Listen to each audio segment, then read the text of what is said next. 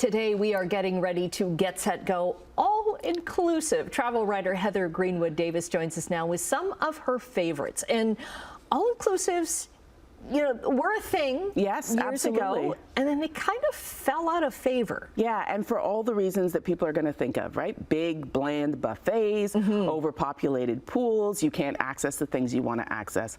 What I love now are that a lot of the new all-inclusives are actually doubling down on the fact that you know, people want that pay-once vacation, right? And they do not want to sacrifice luxury and the amenities for that. So the things I'm going to share with you today, I've got 3 resorts I'm going to share with you today that are all about maximizing that all-inclusive experience. Okay, what's the first one? And even before we get to that, let me tell you a couple things that you should know when you're thinking about booking your all-inclusive. So first of all, where are you going to go? Right? You want to know where you're going to go and when. You want to think about how big a resort you want, because the bigger the property you choose, the more options it's going to have, but it also means there are going to be more people there. So you're competing for things. And also think about who you're bringing with you. So if you are thinking that you want a getaway that's just you and your partner, or you're looking for something solo or something with your girlfriends or your guy friends, adults, that's very different than if you're thinking about bringing your family. So all of the options I'm sharing today have a little bit of that. Okay, so the first one is the Almari All-Inclusive Resort. It's a luxury collection resort set in Isla Mujeres, Mexico, and that one is brand new. So it's opening in October. It's adults only, so this is not the one you're thinking about bringing the kids to. They cannot come. A lot of people are going to like that. It's a boutique property, so only 105 rooms, and I love that when you fly into Cancun Airport, you then go over to a marina and you take a catamaran or a yacht into the property. So something so it's on its own island. It's on its own spot. Yes.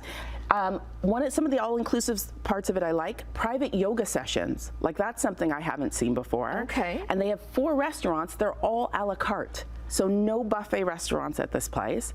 It's opening in October, as I said, so that means you can still get opening rates now, which is important. And it also means there's going to be some availability for the holiday season if people are still looking for that. Now, just briefly, because it's opening rates, does that mean that everything might not be finished? No. Is that a heads up, or listen, anything can happen. Yeah. You know, but it's slated and ready to go, and they're already booking. So I expect that it's going to be fully operational in October. Yeah. The second one is the Royalton Chic Antigua. So this one is an autograph collection resort. It's adults only as well, but it's 15 minutes from the airport. And I think that's always something you want to think about. Very important. How long is it going to take you when you get to this place to actually get yourself to the beach and get the vacation so many times you think you get off the plane and boom, in half an hour I'm going to be poolside with a drink. No. And you're not. No, I just flew in yesterday from Mexico. It was an hour and 20 minutes from the airport to the property I was at. Yeah. It can make a big difference. I like this one because they've got overwater bungalows, and we're seeing more of those in the Caribbean. These are the only overwater bungalows in Antigua.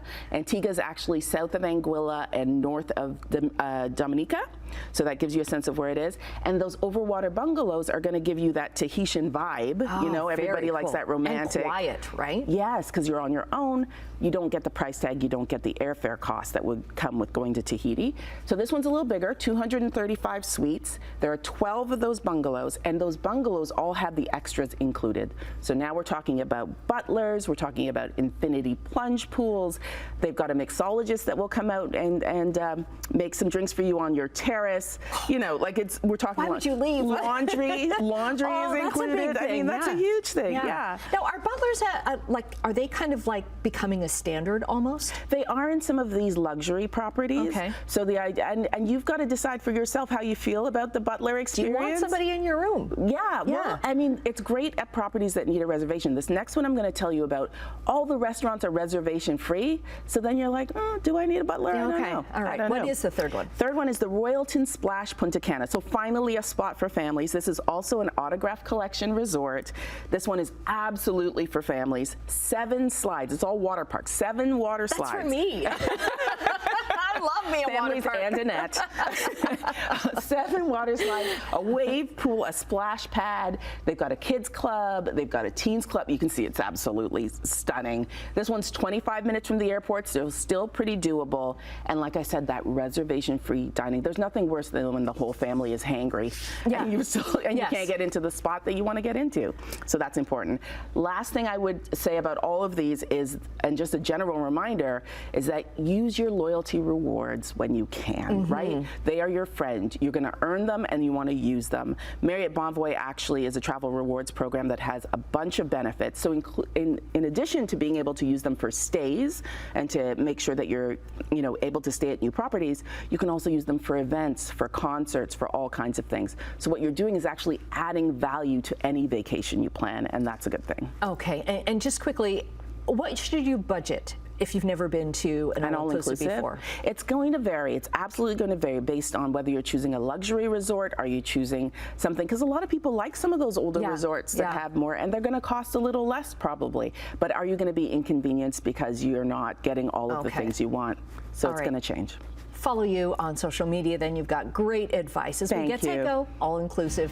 We'll get the links up on our website, chch.com/morninglive.